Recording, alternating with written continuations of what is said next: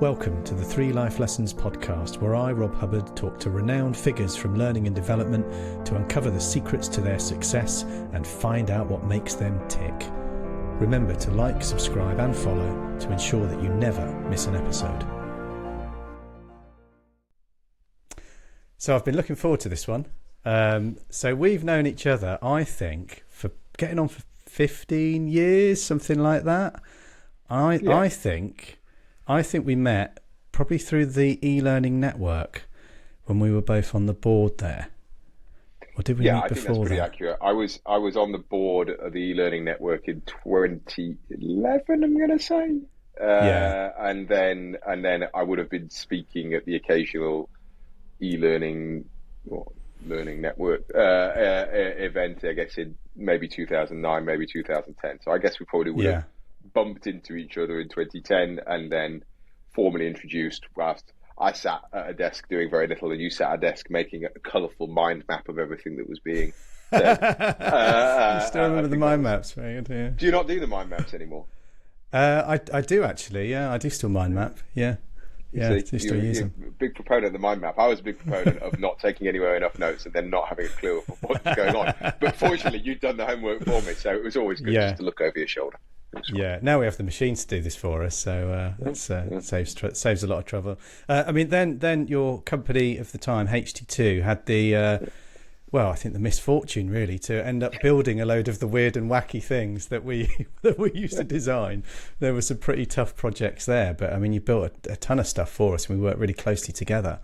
And then, you know, I think it's fair to say you have blazed a bit of a trail really across our industry, and the thing that I like is the way that you've done that. So a lot of people get ahead in business because they're elbows out, me first, winner takes all. Their success involves them standing on the corpses of those people that they brush aside and step upon to get ahead. And as far as I've experienced and as far as I've seen, you've had this amazing success through being a thoroughly decent guy, and I think that deserves recognition. And we'll hear a bit more about this in a moment, but I think you're at a bit of a transition in your career, and probably a reflective time for you as well. So it's why I'm so pleased to have here with me today Ben Betts as a guest on our Three Life Lessons. Welcome, Ben. Thank you, Rob. It's my great pleasure.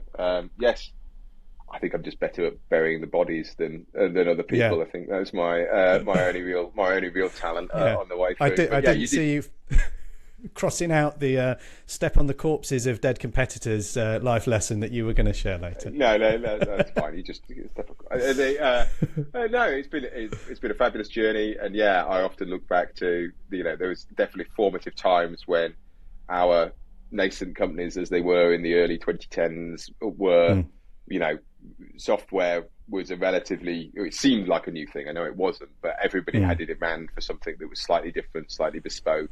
Probably before the real sort of SaaS era had really taken off at that point. So we were building a lot of bespoke software. We learned a lot together as we went through those processes. Some of those projects were fabulous successes. Some of them were less so. But we learned a lot, and that really set the foundation for wanting to build a business that could repeat. I guess that one of the lessons in there, not my 3 life lessons, this is an additional 4th lesson, was building software can be really hard. And so doing something where you do it well once and leverage that again and again became the mission. And that led me through HT2 and then on to Learning Pool, and then here today where I am, for the first time in 20 years really, gainfully unemployed, having sort of put my replacement into Learning Pool as the new CEO. We record this in early October, which is the start of my journey back on my own again. Yeah, fantastic. That lesson you mentioned about do something once and do it really well and then kind of build that. I still haven't learned that lesson at all. Still working on that one. I'm not sure it ever suited you, Rob, to do something once. It was kind of like that was never your thing, was it? It was always your thing was to do something new rather than do something new once. Challenges. It takes a certain dullness to do something the same for 10 years. That's the case. Anyway, let's hear about, Ben. What's your first life lesson you'd like to share? So my first life lesson I would like to share with you is that passion will get you a long way. So I don't know. This is something I didn't really recognise in myself. So I think maybe if you heard me speak back at the e-learning network in 2009 or 2010 or something like that, the one thing that people often said to me afterwards would be, wow, your passion for this really shines through. You're really passionate about this. And I didn't recognise that. I didn't see me as having a passion for learning or for that sort of stuff. I didn't recognise it. I guess to me, maybe like, wasn't like having a passion for football or a passion for sailing or something like. I don't go to bed wearing e-learning PJs because I'm just so passionate about. It's a shame. Well, look, that's a whole other business option. But I'm no teacher, so at the time I didn't see it. I thought passion was something that you lived and breathed, if you know what I mean. I didn't live and breathe learning. I didn't love learning. I don't love learning in those sorts of things. I don't think so. I didn't see that. But I was passionate about making something better. And it felt like a really obvious thing. People don't like e-learning, generally speaking. And yet there's all this technology, there's all this innovation around us. And there's a real demand for people to learn, both from themselves and from their employers and from other people. And I think I found it easy to be outraged, basically, that we weren't better at this. We should be better at this. As a society, as a group of companies, as a network, or whatever. And I think in me, outrage translates to passion. It could translate to beating up doors and putting holes in walls, but it translates into passion when others hear it. And I think that's what I mean. Maybe that is passion. Maybe I'm just poor at defining what it is. But and so I think that outrage translated to passion for me, and that has taken me a really long way. So I don't know whether you have to be outraged, but for me, I guess that passion, that outrage has sort of sat there and thought, there is better ways to do this. And having that has always been my kind of center of everything I do. If you can channel that, if you can light the fire that says, I'm never going to get tired of trying to make this better because it's just not as good as I think it could or should be, then you'll never really get tired of trying. And I'm not. Like we made innovations a year ago that I think are wonderful and really spur me on to do more things because it goes to that basic passion, that basic mission, which isn't necessarily that I love learning or that I'm some wonderful teacher or that I believe in teaching as the pinnacle of all things. It's just the sort of the passion I have for making something better. So, and I think that's carried me an awful long way, to be honest with you, because I've done some study, I've done some work, I've done some other bits and things like that. But fundamentally, I think it's passion that has got me as far as I have, and still having that fight, that need inside to do something about it. So I think people say, find something that you love and you'll never get tired of it. I don't know that I love that, but I do think there's a fundamental problem that drives me and that in me translates to being passionate, and that has allowed people ask me to speak, they ask me to write, they ask me to do things because they think I've got passion about something. So lesson number one, I guess, I think passion got me a long way.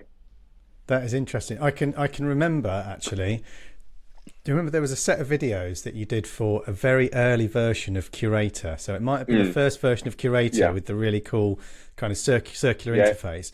And they were really short videos. They were like 1, 2, 3 minutes each. Yeah. And I watched a few of those. It might have been when you were coming onto the board and I was looking to see at the e-learning network board, I was looking to see who you were. And I can still remember them. And I can still remember the passion and the enthusiasm that you had for this great bit of software that you designed. And you're absolutely right. That's driven you to these, this incredible journey. Very interesting. Yeah, and it was the outrage. Why aren't you doing this? Why aren't we doing this better? Like there must be a different way. That the slight side there. I was so terrified. I can remember being sat on my sofa a few houses ago now. This is. And this was the night before that video shoot of doing that, and it was £1,000. It cost £1,000 to do that video shoot. I very nearly cancelled it because I was like, we just could not. We like £1,000 was just an outrageous amount of money to be spending on some nonsense video shoot of getting some guys in to paint on a wall or something. Like I very nearly cancelled that video shoot because it was £1,000 that I just didn't think we could afford. Yeah. And £1,000 well spent, as it turned out. Yeah, it's still out there. You can actually still see the video's still on YouTube today. Yeah, so still there. Very cool. All right. So Ben, what's your second life lesson you'd like to share? Second life lesson is walk and talk. So I think it's quite important to get out.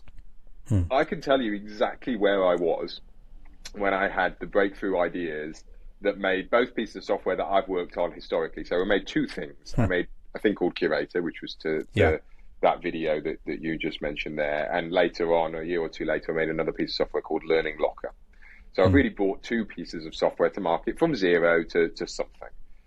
And I was working on them, intensively for months before that. So it wasn't like some brilliant flash of inspiration, like you're just walking and then all of a sudden a fully formed idea comes along. Not the case. And they were kind of fine. They would have been the sorts of things I would have thought about. But in both cases, I can remember exactly where I was when I had a kind of a moment or a flash of inspiration or some vision that really went on to be the difference in that. One kind of insight that was crucial. So for Curator, I had two things in mind. I was trying to solve a problem around social learning. How could we get more people talking online? And I had this other project at the same time that was about gamification. It was probably something we were working on together, to be honest, at that point. And I can remember where I was. Actually, I said walking as my life lesson. I was driving at this particular point, so that's not quite true. But I wasn't in the office. I wasn't at a desk. And I was somewhere between Junction 8 and Junction 9 on the M40. That's how specific I can be about where I was at that point, where I was like, I can put these two things together. If we gamified this, then this would do this. And that turned out to be the hook that piece of software needed to do something that was there. And then for Learning Locker, it was the Christmas break. It was in between Christmas and New Year. I've been dragged out to go on a walk with the family. With my family directly, my wife's, it wouldn't have been my wife then, I don't think. It would have been my fiance at the time, her family, going out for a walk. It was miserable. And I didn't do much talking to that particular point. I think I was brooding more than anything else. And I've been working with a chap called Dave Tosh, still work with, still know today, and he and I have been working on this idea for a Learning Locker. And it struck me that the moment took me that we should make it open source. We should give it away. And that would lead on to things. And so there were two kind of defining moments that went on to implement then, and neither of them came at the desk. Neither of them came anywhere from, they were all outside the office. One, I think it was in conversation. I think I was actually in the car talking to somebody at the time with the Curator insight. One was done in isolation, but that getting out from under the thing that you're doing and being out and giving space and giving yourself permission. It is actually genuinely good to go for a walk or to do something different or to just be out of it and go for the weekend or whatever. Those are always the moments when breakthroughs kind of come to me. And quite often my breakthroughs turn out to be nonsense. They're not all good. But that happens when I get out of it. And it doesn't come as some like epiphany. I'm no genius when it comes to like I was just walking and then I came up with this completely original idea. You have to be working on it for quite a long time. But I often find myself frustrated if I can't get the answer to something right away. I find myself quite frustrated, like this should be obvious. Why can't you figure it out? But actually, every time stepping away and specifically going outside seems to be the difference in doing that. So for me, walk and probably talk is probably central to having those breakthrough moments and ideas. Yeah.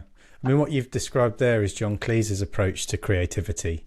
So I kind of teach this in some of the creativity sessions that I've run over the years. He maintains that he wasn't the funniest of the Pythons, but he would consistently write the material that would get the best response. And it was because he had this process where you first of all immerse, as you've described, you focus really hard on the thing that you're trying to do. But then importantly, you back off from it. And he describes as just let your mind kind of gently rest against it and you just be ready to capture ideas as they come. And then in the background, I can't never remember if it's subconscious or unconscious, but the bit of your brain which you're not consciously thinking about, you've demonstrated to your brain, this is really important. I care about this stuff, and it'll work away on solutions for you. So my equivalent is just when I'm waking up, when I'm just starting to wake up, the amount of ideas that I've had for things just as I'm starting to wake up in the shower, and then I'll just come down and I'll literally just write it all out. I've like designed like, you know, 2/3 of a platform that way, or come up with all kinds of different like models or approaches to things, and it just sort of, yeah, it's amazing how the brain, once you demonstrate that something's important to you, it will continue trying to solve that problem. That's fascinating to share that. Yeah, and I didn't recognize it as a process. It didn't come at it from a book, but now you say it, it totally is. And I can totally buy that as being that sort of thing. And maybe it's those things that you don't realize are processes or the ways you work or whatever, because it can feel wrong. Like it feels like you should sit at your desk until you've got it right at that point, and it feels kind of wrong to go out and do something, but it's crucial. Yeah, absolutely. Okay, so Ben, what's your third life lesson that you'd like to share? Third life lesson. Well, it comes back to me and you, Rob. It's a slight sweetheart moment for us. Work with people you like, and if you if you don't like them, then seriously consider moving or doing something different. Balancing work and life is really tough. You have to spend an awful lot of time with the people that you work with, and if it's no fun, it is a massive drag on everything. And I think there's it's not necessarily just people you like, people that are fun, that can be fun, that can see the crack in something and go through that sort of thing, because, oh gosh, it's just an awful lot if it's no fun. Through all of that. And I think people maybe there's a perception that as things get more serious, or as you get more senior, or as money becomes a bigger thing, or things like that fun just kind of goes away. That like you become a professional, only go through that. But like life's too short to work with professionals in that sort of thing.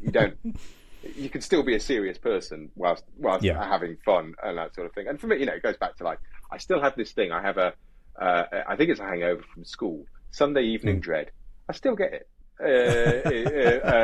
And like in my 40s now, I still have Sunday evening dread. And it's just this feeling that mounts as you get to 6 or 7 o'clock on a Sunday evening. You're like, crap.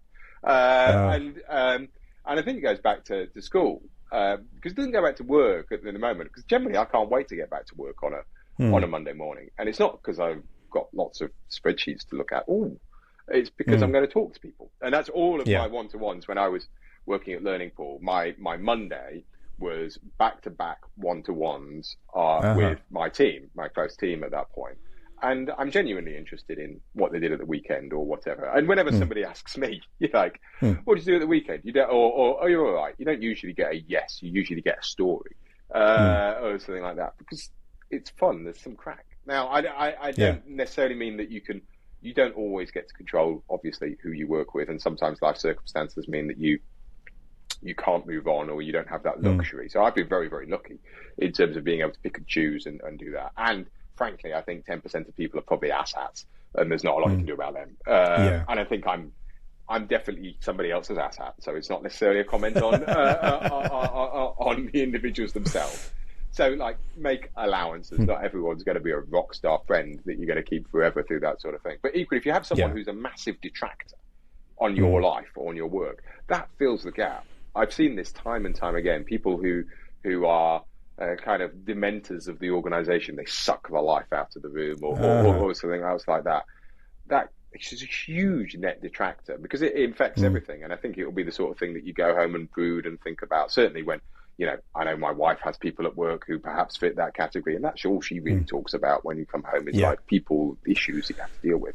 Life's too short for it. So I think work has to be a good crack. You have to work with people who recognise that, who don't think that serious good work is the opposite of fun. And if you work with those sorts of people, it will make your life a heck of a lot better. And if you can't, I think that's more than a good enough reason to consider moving, because it's such a drag on everything else. Yeah. I think fun is increasingly hard to come by. I mean, I don't know if you've noticed this over the years. I've never known people to be busier.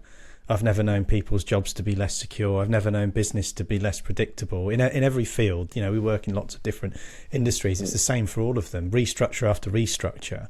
And there's all of this stuff which just gets in the way of doing a good job and having fun.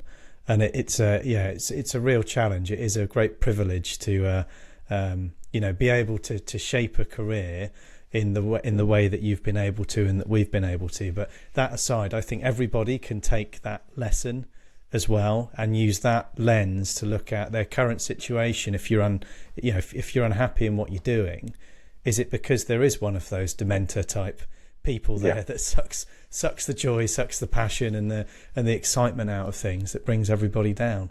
But you're right, it shouldn't be either or. No, and I've done, even the enforced fun sort of things that you can do in a work context are very rarely not fun. I like it. And I can be really negative about those sorts of things of like the enforced team building or whatever and all of that sort of stuff. But most of the time, some fun comes out, even if it's just taking the mick out of the thing itself that you're doing. And I've done some terrible things.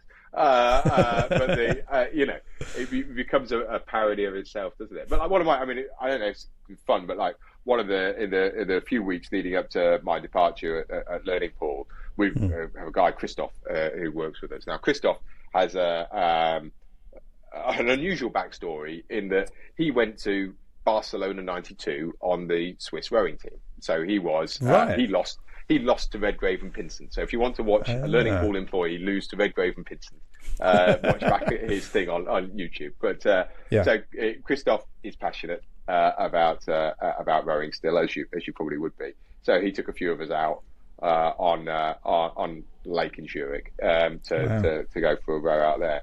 And it's just one of my fondest memories as the sun was coming down and we were cracking. I've never rowed before. I don't know what I'm doing. But obviously Christoph makes up for a bit of that. And, it was the last sort of organised fun thing I did prior to moving on from Learning Pool. But it's it's a very vivid memory of something that will stick with me. And I think Christoph was probably nervous in terms of, what will they think of this? What if they think it's terrible? What if they don't have any fun or anything like that? But the act that somebody went out of their way to organise something and then to facilitate it and do that, or just for the crack of it, or things like that, it was always going to be good. But it was fabulous. And I think that sort of thing of, it's you don't have to go out on a boat with an Olympic rower to have fun. Don't get me wrong, but just any act of that nearly always ends up being worth it. Yeah, a thoughtful kindness. What a wonderful gesture to kind of bookend your time there with. That was fantastic. Very good. Well, Ben, it's been a great pleasure to hear your 3 life lessons today. It's been fascinating to me. Obviously, we know each other pretty well, but you don't really talk about things like this, do you? So it's been wonderful for you to share your 3 life lessons, Ben Betts. You've been great. Thank you. Cheers, Rob. Thanks.